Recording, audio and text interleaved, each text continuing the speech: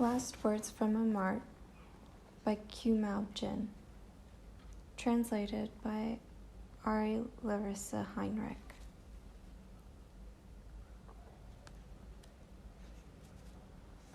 For dead little bunny, and myself soon dead. If this book should be published, readers can begin anywhere. The only connection between the chapters is the time frame in which they were written. Her earlier youth seemed as strange to her as a disease of life. Little by little, she had emerged and discovered that one could even live without happiness, and in abolishing happiness, she had encountered a legion of invisible people nearby, who lived as one works, with perseverance, determination, and joy. What had happened to Anna before having a family was forever beyond her reach, an unsettled exaltation that had so often been confused with an insatiable elation. In exchange, she had finally created something she could understand, an adult life, and thus it was as she had wanted and chosen. Clarice Lispector, Love. Witness. Young. The only person I ever gave myself to completely has betrayed me. Her name is Shu. Even Bunny, the crystallization of our 3 years of marriage, whom she left with me in Paris to keep me company, departed this world suddenly, and all of this happened within the space of 45 days. Now Bunny's cold body is resting peacefully near my pillow, and the little stuffed pig that Shu sent me is resting against Bunny's body. All last night I cried silently under the covers, holding Bunny's pure white corpse in my arms. Young. My sorrow, my day upon day and night upon night of relentless grief is not for the mess the world is in, and it's not for my own morality. It's for my delicate heart and the wounds it has had to endure. I grieve for all the suffering it has endured. I agonize over all that I have given to others and to the world. Even as I failed to live better myself, it's not the world's fault. It's my fragile heart's fault. We're not exempt from the world's injury, so we are doomed to suffer spiritual illness over time. Young, like you, I have an ideal love that can't be realized. I devoted myself to someone completely, but it was something the world couldn't accept. My devotion was so minor in the world that it was hardly worth mentioning. It was a joke. How could this fail to wound the delicate heart? Young, let there be no more mutual hurt in the world, all right? Can't we just stop playing these hurtful games altogether? Young. I don't want to fabricate a perfect love anymore. I just want to live a little better, to not be hurt anymore and to not hurt others. I don't like it that there's so much wounding in the world. If there persists in being so much wounding in the world, I don't want to live in it. My need for true love isn't so important now. The important thing is to lead a life where no one can wound me anymore. Young. You're someone I now trust and feel close to, but how can my sorrow ever end when I'm so alone here? Even if I were to reconcile with everyone in the world, even world I ever hurt and who's hurt me, would my sorrow end? Why is there so much hurt in the world? My soul has already endured so much wounding. Can it sustain more? How can it assimilate so many wounds? Will it be able to assimilate the wounds and then move on and make a fresh start? Young. Maybe the world has always been the same. Maybe it has always crushed to bits anything you hoped it would not crush. But it's not the world's fault. It's still the same world that keeps crushing down. It's not the world's fault. It's just that I've been wounded. Can I really assimilate all these wounds? If I can't assimilate them, then the wounds will stay open. Can my sorrow and my wounds be released? Can they be consoled? At my core, can I really accept these things about life and grow stronger? Young, with you standing by my side, I am not alone. You lead your life just like I do. You understand my life and love me deeply. But don't I have to change? I don't know how I'll change. I want to become someone else. This is the single best thing I could do for myself. I know that I have to change my identity, live under an assumed name. I have to cry. I have to live by transforming myself into someone else. Young, I don't long for an eternal perfect love anymore. It's not that I have stopped believing in it.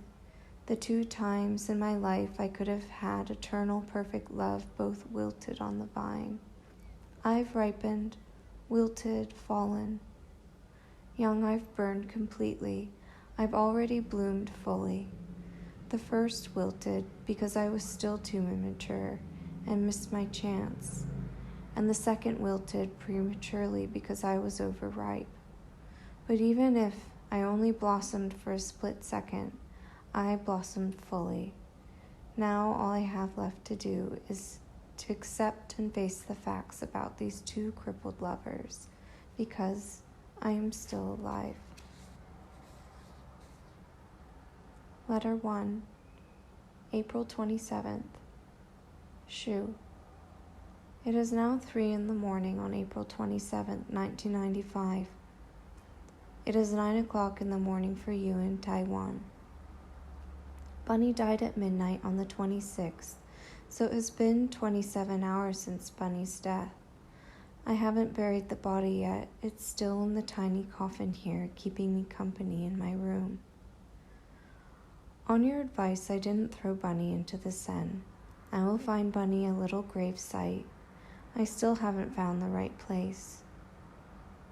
For 27 hours, all I've done is lie here in bed as if keeping the vigil while Bunny dies all over again. I've shut myself in my room to indulge in thoughts of you and Bunny. For more than a month now, I haven't been able to think about you without feeling wounded and resentful, because needing or desiring you would hurt even worse. Nor have I been able to pour my heart out to you in writing like I used to, because, as I've told you, the letters I write to you are themselves a fierce form of desire. I've made up my mind not to let Bunny die in vain. I want Bunny's death to mean something, otherwise I won't survive it. I won't be able to handle it. I won't be able to go on living. I tell myself that maybe I'll write Bunny a book and stop recounting things to you and thus shut away our love. Or that I'll keep loving you for Bunny, loving you unconditionally, and keep writing you another set of letters like the ones I wrote to you at the end of that year, a perfectly unrestrained symmetry of words smoldering with love. In one heartbeat, I've addressed 30 envelopes. These are the letters I will write to you this month. I want to concentrate the way I did at the end of last year and write you letters again. I envy you. I envy that you are loved completely by a beautiful soul, and that this love can still grow, still adapt, that it can recover from catastrophe, still vital and capable of giving birth to new things. Please don't feel burdened by this. It's just that I still have so much to give. I want to give you everything there is to give. The sweet juice has yet to be completely squeezed from the fruit. All the hurt has not yet served the cord I've tied to your body. I've returned to your side to sing for you. You nearly severed it, but a gossamer filament is still suspended there. I don't know when you'll make the final lethal cut, but before that happens, I will cling to you and sing with all my heart. Shu, it's my turn to be the ox. You've been my ox for so long. You used to say that it was a blessing to be the ox. I beg you, please don't do anything to drive it away, okay? I'm willing to be your ox, so you just have to make a comfortable place for it to stay, okay? You may be cruel, but could you bear to drive away the ox that you have loved, the one who has loved you for 3 years? Could you bear to drive it away in agony, never to return, never to exist again? Is this old ox really not worth your tenderness, your care? I've loved you madly for 3 years now. For 3 years I've given myself to you utterly, loving you completely and totally.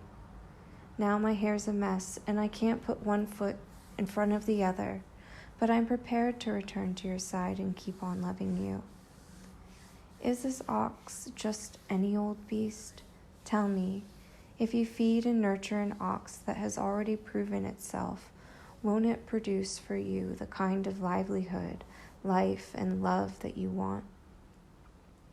At this stage, I've been through so much, witnessed many relationships, weathered the storms of life, and have remained true for a long time.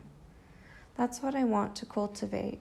That's what I would pay any price to offer and to nourish. True love makes it through any ordeal. I yearn to be in a relationship that can shake off the frosty wind and the couple still stands hand in hand. I yearn for a love that, because of devoted vigilance, can withstand time's ceaseless erosion and come out alive. Shoo, I'm not young anymore. I'm no frivolous, impulsive, immature child. I long to be your stalwart ox, eternally loyal in love and always dependable. I can picture it so clearly. I'll prove it to you. I'll find a way to make you understand how tremendous my love is for you. I swear I'll transform myself into your loyal ox. I know what this will mean. If a couple's love is truly eternal, then does being together day and night really matter? I used to love this saying. Now I can finally live it for myself. I grew a lot between 1992 and 1995 and came to understand and put it into practice the rules of love, didn't I? But my heart is still on fire. Shoo, you have no idea how little I care that you left me for someone else, nor do I care how many others have possessed your body. I understand that I can't stop loving you because you left me or betrayed me. You are the same to me, and this won't change. This is the most important thing I could say to you, and I've suffered the worst trials this past month. I've suffered, but somehow survived my love intact. Now it's even deeper, calmer within, less constrained. And that's the reason I can be so open with you and write to you like this. Do you understand? It doesn't matter what forms your indifference takes or how deep your betrayal might be. If we see each other again, nothing will get in the way of my love for you. Whatever pain or obstacles, I could never articulate this before. This is the first time I've been able to put it into words because Bunny's death has brought me to a very deep place. It has made me realize how much I need to love you and made me realize just how much I'm capable of loving you. If we ever meet again and in this lifetime, my passion for you will be unchanged. Even if you're not mine anymore, even if you're married with children, you'll always be the one I get down on my knees for, whose whole body I will kiss and whose whole being I'll desire. If you still don't want me, I'll probably find someone else to be with. My love is fierce and my desire is at its peak. If you want me, I can stay true to you and temper my physical desires with whatever you can give me. But if you don't want me, please don't tell me, because I'll already know. I'll offer my body and my life to someone else and try to live a life full of joy and creativity. But my soul is determined to belong to you. She is determined to keep loving you and to keep talking to you. If my body and soul can never be integrated, if I can't reconcile the desires of my soul and body, that will be my tragedy. I'm prepared to live with this tragedy, but I can't disregard the needs of my body. Without the pleasure and creativity I need to live, I'll vanish. You ask me what I mean by devotion. Devotion means I give you both my body and soul. It means I place both in your hands, and so in turn I desire your body and soul. And you ask me, why you? Why not someone else? Because I can never give myself body and soul so completely to anyone else. And I can never desire someone else's body and soul so completely. It's a matter of experience. Maybe I could love a number of others, whether physically or spiritually, but I know that it would never reach the depth and completeness of my love for you. I could never want to belong to someone else the way I want in both body and heart to belong to you. I could never desire someone else the way I want you with my body and heart. No, it's a matter of degree. My desire for someone else could never reach the degree of want I feel for you. Do you know all this? So it's you, just you. There can never be anyone else for the deepest reaches of my body and soul. Even if you don't want me anymore, don't love me anymore, and don't belong to me anymore, I will stay. I will still say to you with a loud voice, no love can ever replace the love that we shared, our mutual belonging, what we gave to each other, our openness, the communication we realized between our body and soul. What I'm trying to say is that you are the one who accepted Zoe's body and soul most deeply, and you were the one who loved and understood me best, body and soul. It's precisely because you're the only person to have loved me and accepted me as I am, to have understood my songs, that you had Zoe truly, wholly on fire in the palm of your hand. How could I not love you? And this is also why, when you left me and I couldn't keep burning for you, my life was thrown into agony and turmoil. You've already decided that we can't travel together anymore. Maybe someone else will come into my life. Maybe she will be able to give me more than you can right now and understand me better.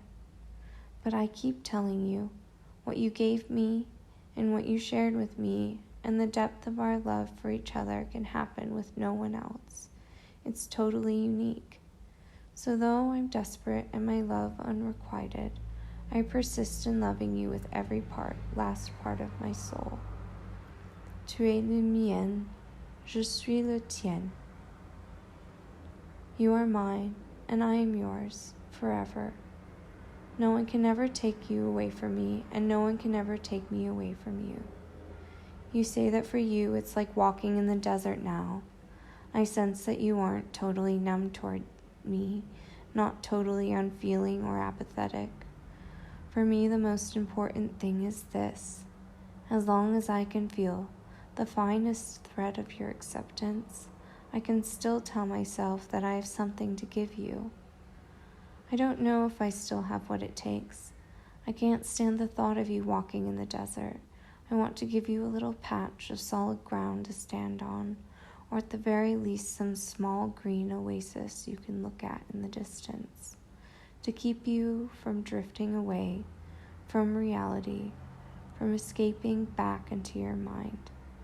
It's all my fault. I missed my chance, but let me see if using these words as a little plot of land and my life as a cornerstone, I can build you a center, okay?